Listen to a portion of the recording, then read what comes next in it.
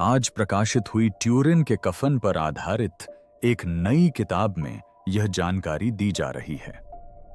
यह वही लिनेन का कपड़ा है जिस पर यीशु के दफनाने की तैयारी के दौरान उनके पदचिह्न होने का विश्वास किया जाता है। अब एक नया शोध सामने आया है जो उन लोगों के दावे को गलत साबित कर सकता है जो इसे एक सुनियोजित जालसाजी बताते रहे हैं।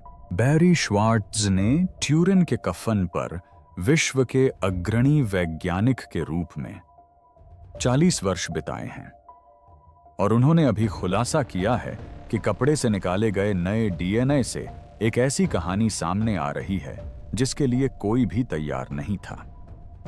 आनुवंशिक अनुक्रम उन मध्ययुगीन यूरोपीय लोगों से मेल नहीं खाते जिन्होंने इसे छुआ था।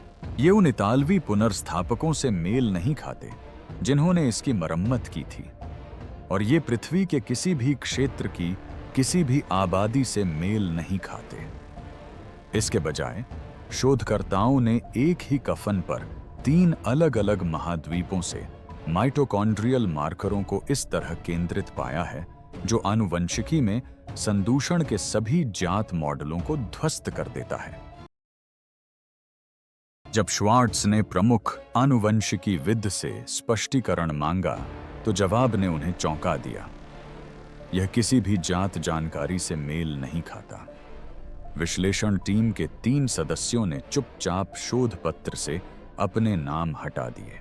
विज्ञान गलत था इसलिए नहीं, बल्कि इसलिए कि वे इसके परिणामों से डरते थे।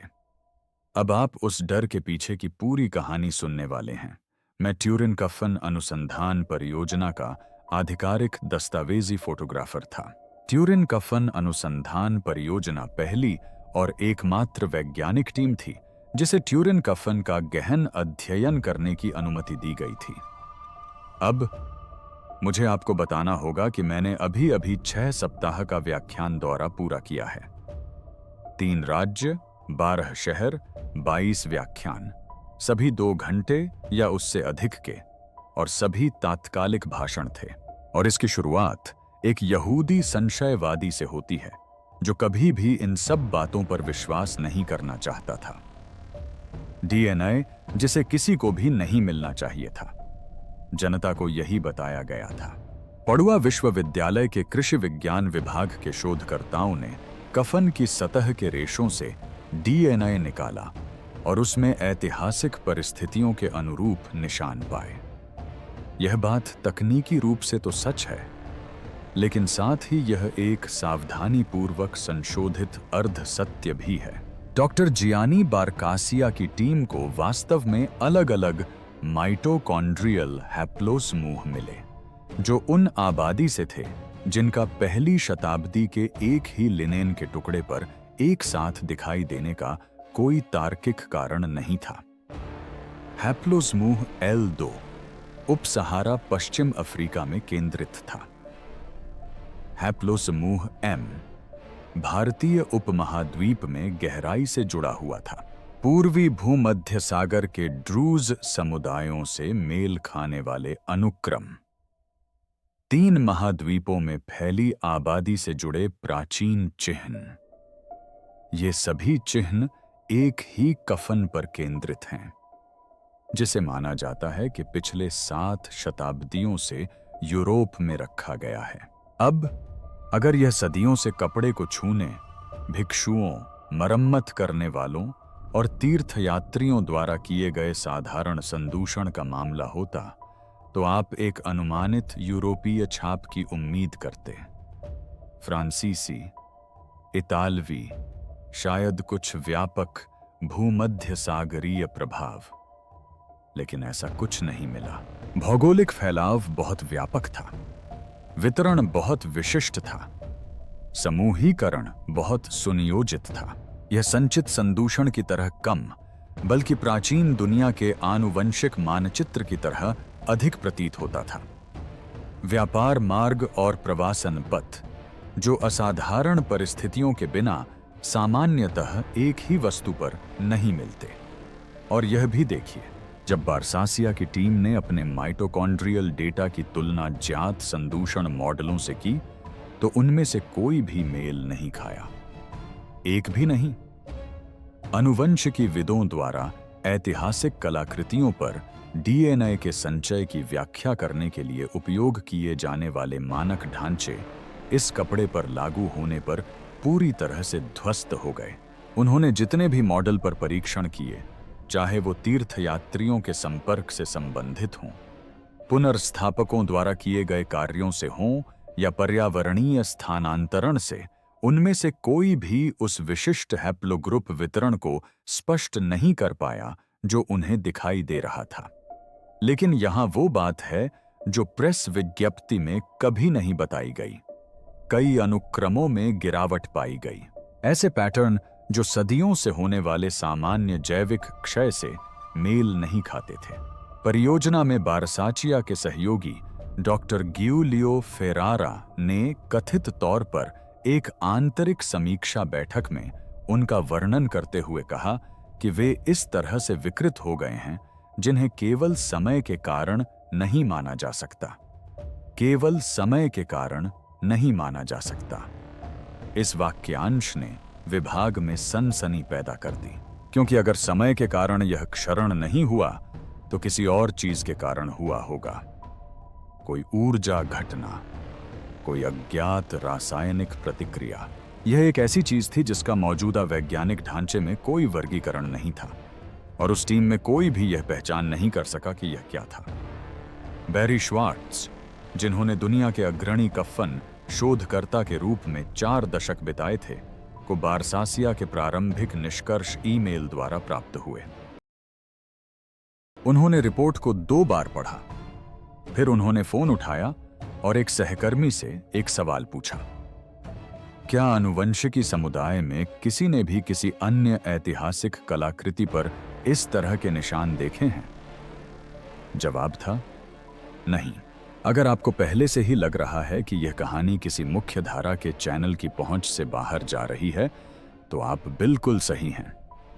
अभी सब्सक्राइब करें और नोटिफिकेशन चालू करें, क्योंकि अब मैं आपको जिस बात से रूबरू कराने जा रहा हूं वह 40 साल की वह जांच है जिसके कारण हम इस मुकाम पर पहुंचे हैं।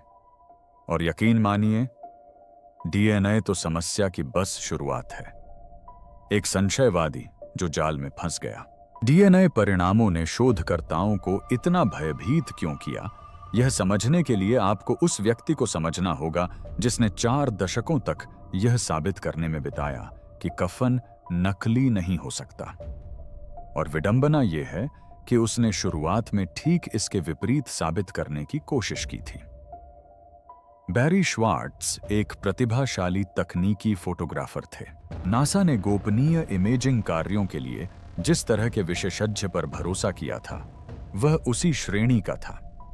जब अमेरिकी वैज्ञानिकों की एक विशिष्ट टीम ने उन्हें अपने चेहरों की प्रत्यक्ष जांच के लिए नियुक्त किया, तो वे यहूदी थे।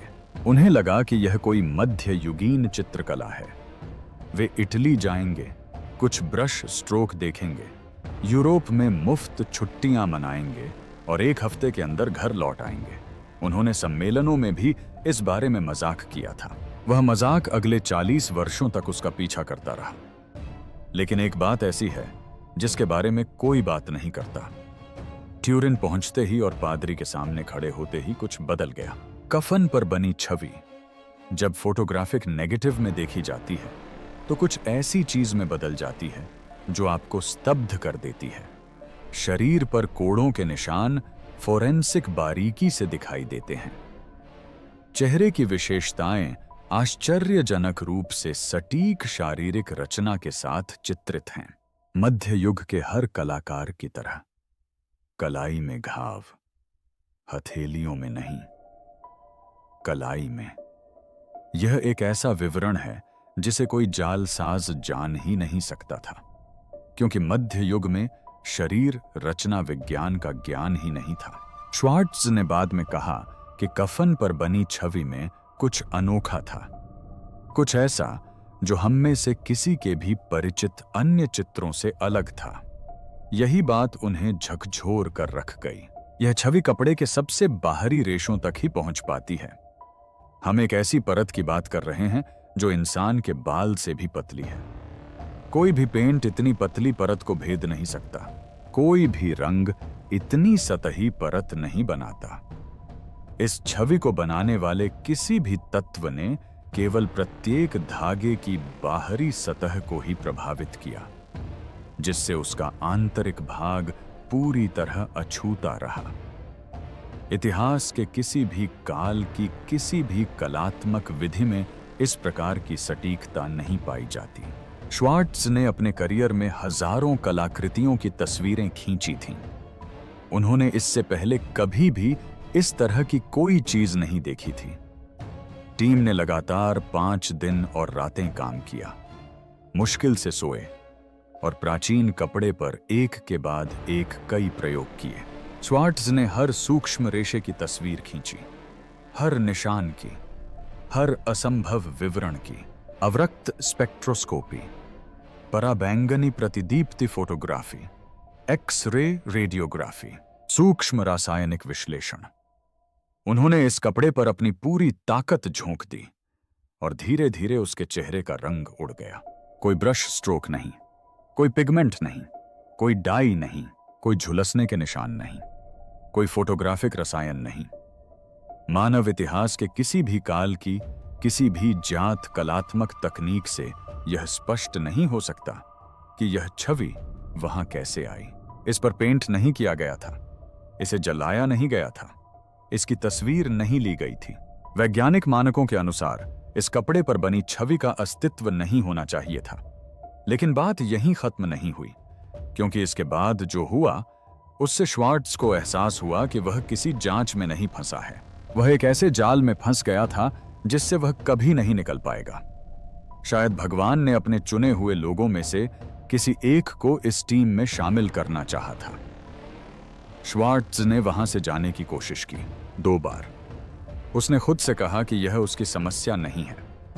वह यहूदी था, उन्हें किसी ईसाई अवशेष से क्या मतलब था। लेकिन कफन उनका पीछा नहीं छोड़ रहा था। तभी डॉन लिन की एंट्री हुई और कहानी ने एक ऐसा मोड़ ले लिया जिसकी श्वार्ट्ज ने कभी कल्पना भी नहीं की थी। लिन कोई मामूली शोधकर्ता नहीं थे जो अवशेषों की खोज में लगे हों।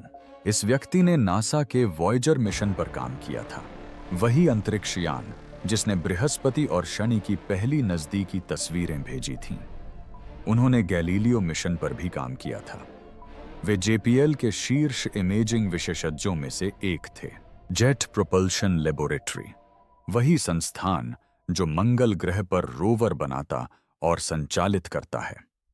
उनकी सुरक्षा मंजूरी ही अधिकांश लोगों की करियर संबंधी महत्वाकांक्षाओं से कहीं अधिक थी। जब डॉन लिन अपने कमरे में बोलते थे तो सारी बातचीत रुक जाती थी और हर कोई ध्यान से सुनता था। एक योजना बैठक के दौरान श्वार्ट्ज ने आखिरकार उससे सवाल किया, मैं यहां क्यों हूं? मैं तो बस एक यहूदी हूं जिसका इस सब से कोई लेना देना नहीं है। लिन का जवाब उसे किसी मालगाड़ी की तरह लगा। उन्होंने सहज भाव से कहा, यीशु भी यहूदी थे। फिर वे थोड़ा और करीब झुके। उनकी आवाज धीमी हो गई। शायद ईश्वर ने विशेष रूप से अपने चुने हुए लोगों में से किसी एक को इस विशेष टीम में शामिल करना चाहा था। श्वार्ट्ज के रोंगटे खड़े हो गए। कमरा अचानक बदल गया। लिन ने उससे कहा था कि वह ट्यूरिन जाए, अपना सर्वश्रेष्ठ पेशेवर काम करे और बस इस बात पर भरोसा रखे कि समय आने पर बड़ा उद्देश्य अपने आप प्रकट हो जाएगा। उन शब्दों ने श्वार्ट्ज के जीवन की दिशा पूरी तरह बदल दी। उसे जरा भी अंदाजा नहीं था कि वह एक ऐसे रहस्य में उलझने वाला है जो उसका पूरा जीवन निगल जाएगा। अब यहीं से कहानी में रोमांच शुरू होता है। अगले 3 वर्षों में STIRP टीम ने कफन पर हर संभव वैज्ञानिक परीक्षण किया ताकि इसे खोलकर यह साबित किया जा सके कि यह एक जटिल जालसाजी थी। लेकिन उन्हें हर तरफ से निराशा ही हाथ लगी और वे केवल इस्तेमाल की गई तकनीक की पहचान करने में ही असफल नहीं हुए। प्रमुख वैज्ञानिक पत्रिकाओं में प्रकाशित गहन समीक्षा के माध्यम से उन्होंने यह सिद्ध किया कि किसी भी युग की कोई भी जात तकनीक इन विशिष्ट विशेषताओं वाली इस विशिष्ट छवि को उत्पन्न नहीं कर सकती। और जरा सोचिए, 2005 में इटली के ENEA अनुसंधान केंद्र के डॉक्टर पाओलो डी लाजारो ने उपलब्ध सबसे उन्नत पराबैंगनी एक्सिमर लेजर का उपयोग करके छवि के कुछ अंशों को दोहराने का प्रयास किया।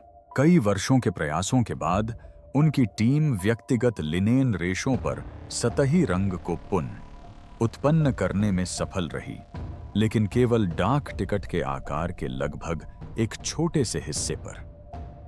डी लाजारो की स्वयं की प्रकाशित गणनाओं के अनुसार इसे पूरे कफन के आयामों तक विस्तारित करने के लिए 34 ट्रिलियन वॉट शक्ति उत्पन्न करने वाले पराबैंगनी प्रकाश के एक साथ विस्फोट की आवश्यकता होगी। पृथ्वी पर किसी भी शताब्दी में कोई भी तकनीक इतनी शक्ति उत्पन्न करने के दूर दूर तक भी नहीं पहुंच सकती।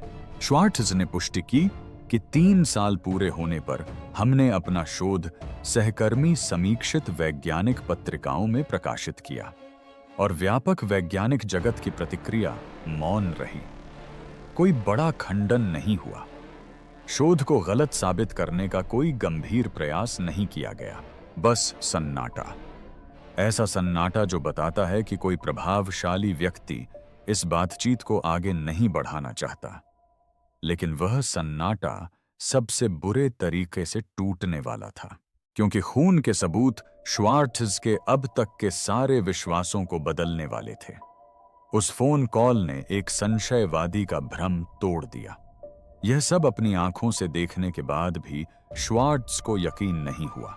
18 वर्षों तक उन्होंने हठपूर्वक उस बात को मानने से इनकार कर दिया जो उनके स्वयं के शोध से पता चल रही थी।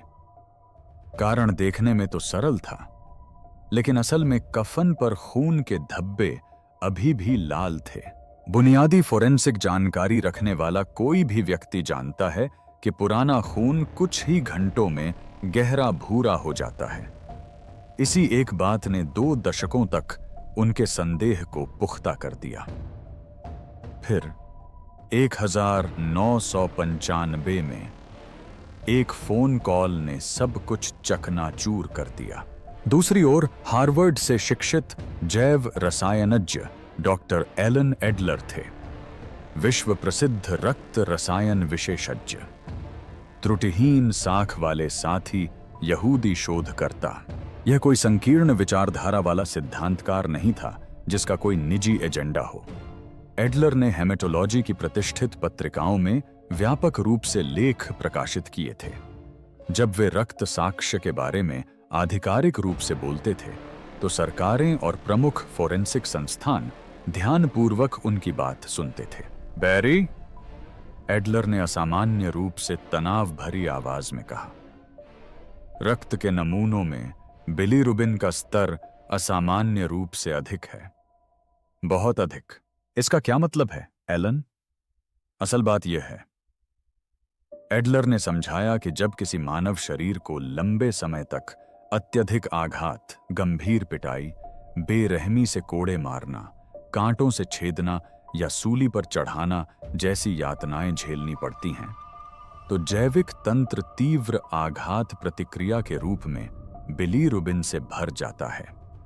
अत्यधिक भार से प्रभावित यकृत इसे इतनी तेजी से संसाधित नहीं कर पाता और बिलीरुबिन का स्तर अधिक होने पर रक्त हमेशा लाल ही रहता है। यह कभी गहरा नहीं होता, कभी नहीं। श्वार्ट्ज के हाथ ठंडे पड़ गए। सबूत 20 साल से सीधे उसके सामने पड़ा था। बस उसके पास उसे सही ढंग से पढ़ने के लिए आवश्यक विशिष्ट जैव रासायनिक ज्ञान नहीं था। उस एक पल में मन में बचे सारे संदेह दूर हो गए। रक्त की रासायनिक संरचना न केवल प्रामाणिकता के अनुरूप थी, बल्कि यह ठीक उसी प्रकार की हिंसक मृत्यु के अनुरूप थी जिसका दस्तावेजीकरण करने का दावा कफन हमेशा से करता आया था।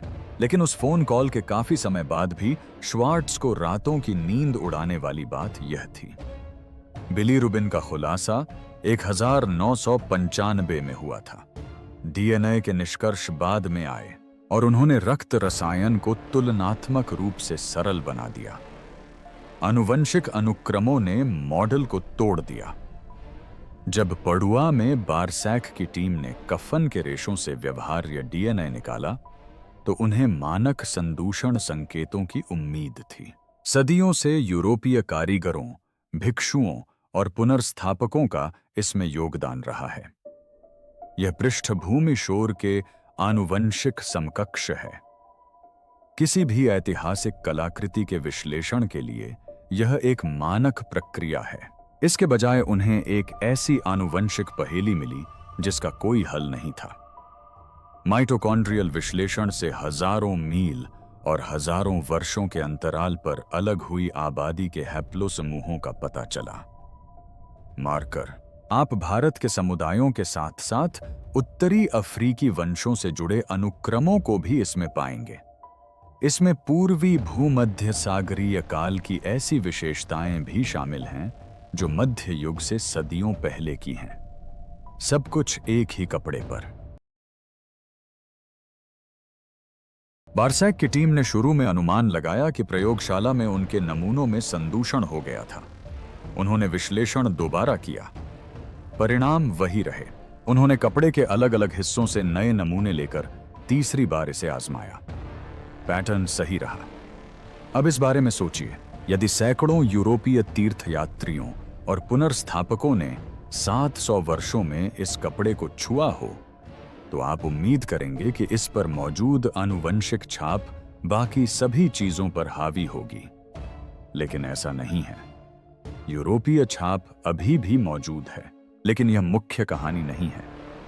मुख्य कहानी एक ऐसे भौगोलिक फैलाव की है जो इतना असामान्य है कि यह फोरेंसिक आनुवंशिकी में संदूषण के सभी मानक मॉडलों को चुनौती देता है।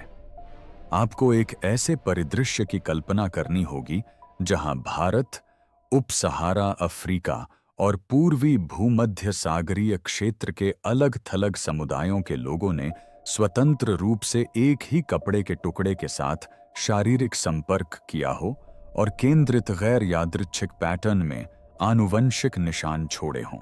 वास्तविक दुनिया में संदूषण इस तरह से नहीं होता। संदूषण अव्यवस्थित, अनियमित और सबसे हाल के और बार बार संपर्क में आने वाले लोगों द्वारा नियंत्रित होता है। यह इनमें से कोई भी स्थिति नहीं थी। डॉक्टर बारकासिया की टीम ने ज्ञात ऐतिहासिक स्रोतों के माध्यम से आंकड़ों की व्याख्या करने का व्यवस्थित प्रयास किया। व्यापार मार्ग, क्रूसेडर संपर्क, ऑटोमन युग का परिवहन। लेकिन गहन जांच में कोई भी मॉडल खरा नहीं उतरा। हैप्लोग्रुप का वितरण इतना सटीक, कपड़े के विशिष्ट क्षेत्रों में इतना केंद्रित और इतना विविध था कि इसे किसी एक ऐतिहासिक मार्ग से समझाना असंभव था। यही वह बात थी जिसने कथित तौर पर डॉक्टर फेरारा की नींद उड़ा दी थी। कई माइटोकॉन्ड्रियल अनुक्रमों में ऐसे क्षरण पैटर्न दिखाई दिए जो सदियों से होने वाले सामान्य जैविक क्षय के अनुरूप नहीं थे। प्राचीन डीएनए का मानक क्षरण अनुमानित तरीके से होता है। यह विशिष्ट तरीकों से खंडित होता है जिन्हें आनुवंशिकीविद अच्छी तरह समझते हैं और सटीक रूप से मॉडल कर सकते हैं। लेकिन कफन के कुछ अनुक्रम अलग तरह से खंडित हुए थे, मानो क्षरण समय के अलावा किसी अन्य कारण से हुआ हो, जैसे कोई ऊर्जा घटना, कोई अज्ञात रासायनिक प्रक्रिया या कुछ ऐसा जिसके लिए वर्तमान वैज्ञानिक ढांचा कोई श्रेणी नहीं दे सकता। निजी पेशेवर बातचीत में जो सम्मेलनों के बाद गलियारों में होती हैं और कभी रिकॉर्ड पर नहीं आती, प्रमाणित आनुवंशिकीविदों ने स्वीकार किया है कि उन्होंने आज तक किसी भी अन्य कलाकृति पर इस तरह के क्षरण के संकेत नहीं देखे हैं। ये पैटर्न न केवल संदूषण मॉडल में फिट नहीं बैठते, बल्कि वर्तमान में उपलब्ध किसी भी मॉडल में फिट नहीं बैठते। और यहीं से मामला और भी असहज हो जाता है। आधिकारिक अकादमिक मत अब भी इस बात पर अड्ढा है कि कफन मध्ययुगीन काल की एक जालसाजी है। जबकि रक्त रसायन शास्त्र से क्रूस पर चढ़ाने के अनुरूप अत्यधिक शारीरिक आघात के प्रमाण मिले हैं, जबकि छवि निर्माण की प्रक्रिया अब तक विकसित किसी भी तकनीक को चुनौती देती है, और डीएनए साक्ष्य भी मौजूद है जिसे 3 टीम सदस्यों ने सार्वजनिक रूप से स्वीकार करने से इनकार कर दिया। इसलिए नहीं कि कार्य प्रणाली त्रुटिपूर्ण थी, बल्कि इसलिए कि वे परिणामों की व्याख्या नहीं कर सके। ऐसा लगता है मानो निष्कर्ष पहले ही लिख दिया गया था और साक्ष्यों से आज्ञाकारी रूप से सहयोग करने की अपेक्षा की गई थी। लेकिन सबूत इस कहानी का समर्थन नहीं कर रहे हैं, बिल्कुल भी नहीं। ये वो सवाल हैं जिन्हें कोई पूछना नहीं चाहता। क्या होगा अगर डीएनए सिर्फ यह साबित न करे कि कफन पुराना है, बल्कि असंभव रूप से पुराना साबित करे? क्या होगा अगर असामान्य हैप्लोग्रुप्स संदूषण न होकर उस व्यक्ति के वास्तविक आनुवंशिक हस्ताक्षर हों जिसे इस कपड़े में लपेटा गया था?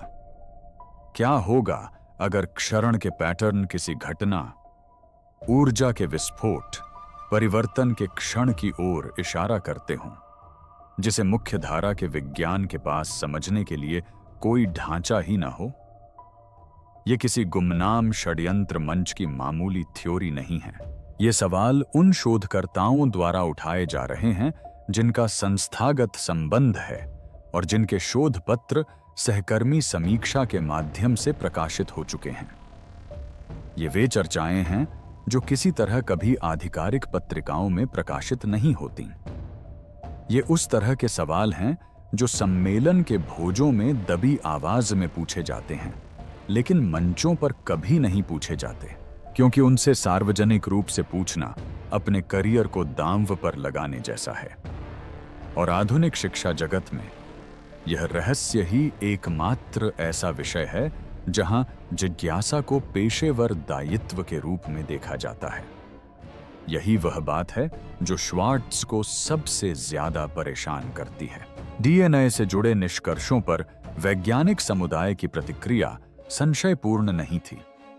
ऐसा संशय जिसका वह सम्मान कर सकता था, बल्कि यह टाल-मटोल थी जो शोधकर्ता आम तौर पर असामान्य आंकड़ों को चुनौती देने का मौका मिलते ही तुरंत आगे आते हैं।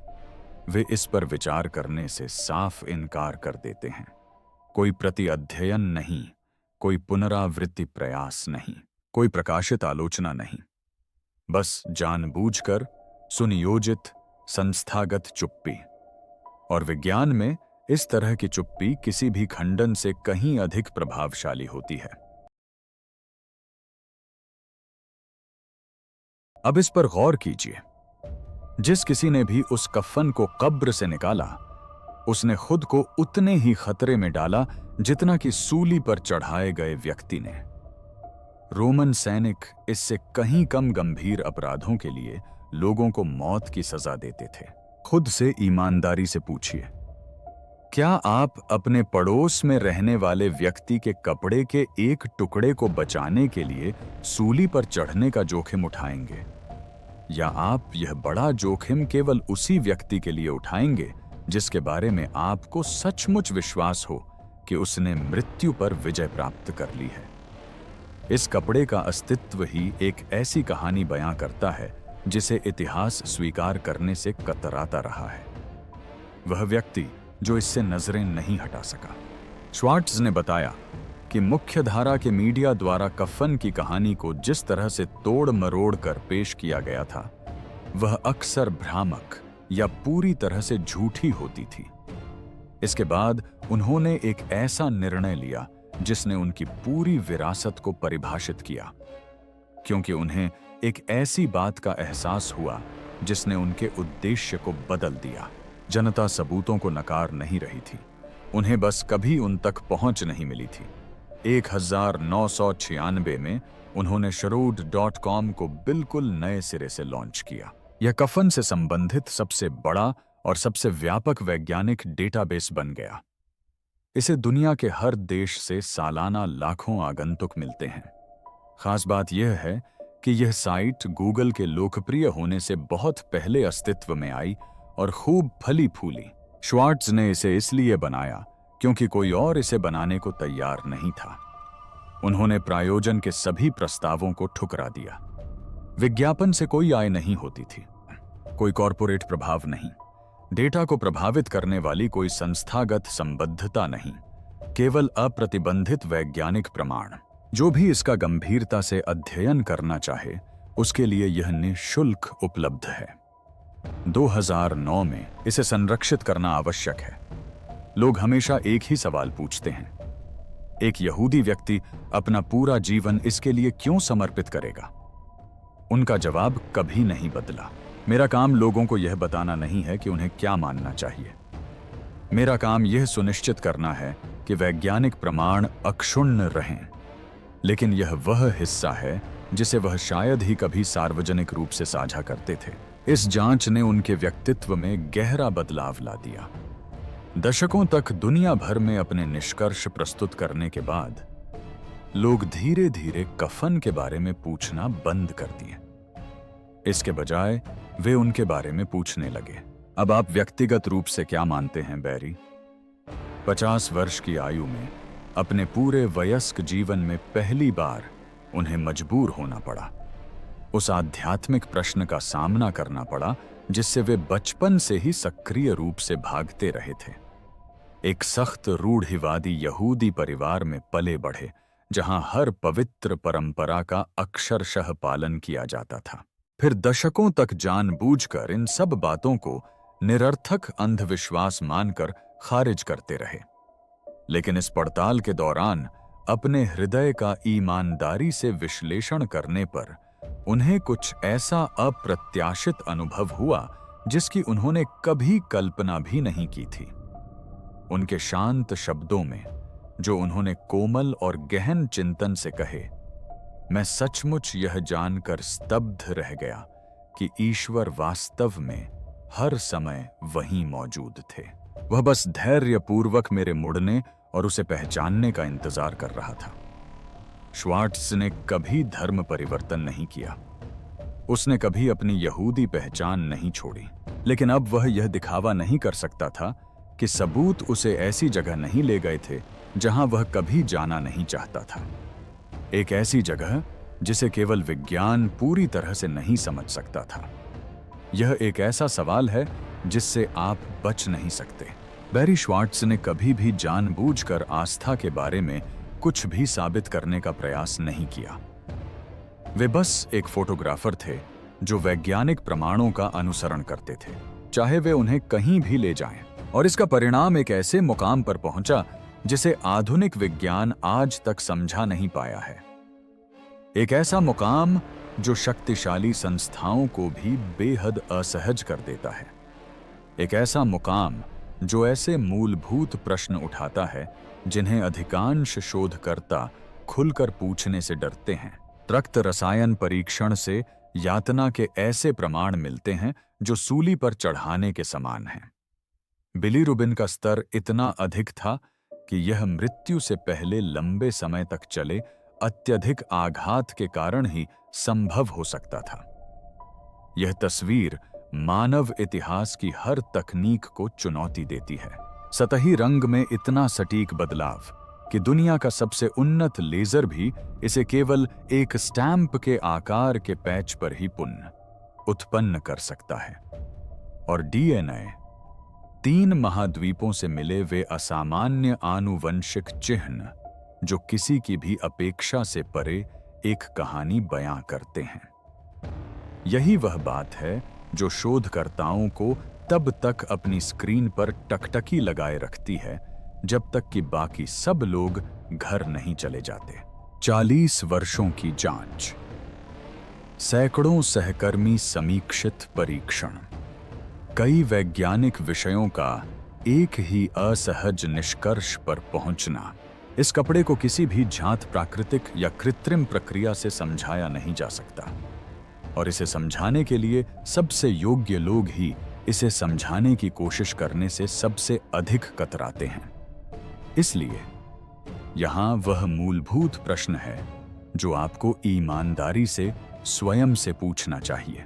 क्या ट्यूरिन का कफन किसी ऐसी चीज का भौतिक प्रमाण है जो हमारी वर्तमान वैज्ञानिक समझ से परे है, या यह इतनी उन्नत तकनीक से बनाया गया जालसाजी है कि पृथ्वी पर कोई भी आधुनिक प्रयोगशाला यह पता नहीं लगा सकती कि इसे कैसे बनाया गया था? क्या इसे किसी अज्ञात प्रतिभाशाली व्यक्ति ने बनाया था, जिसे विज्ञान द्वारा खोजे जाने से सदियों पहले शरीर रचना संबंधी रहस्य पता थे और जिसने ऐसी विधि का उपयोग किया था जिसे आज कोई तकनीक दोहरा नहीं सकती? दोनों में से कोई भी उत्तर आपके अब तक के ज्ञान को बदल देगा। नीचे टिप्पणी में अपनी राय जरूर साझा करें।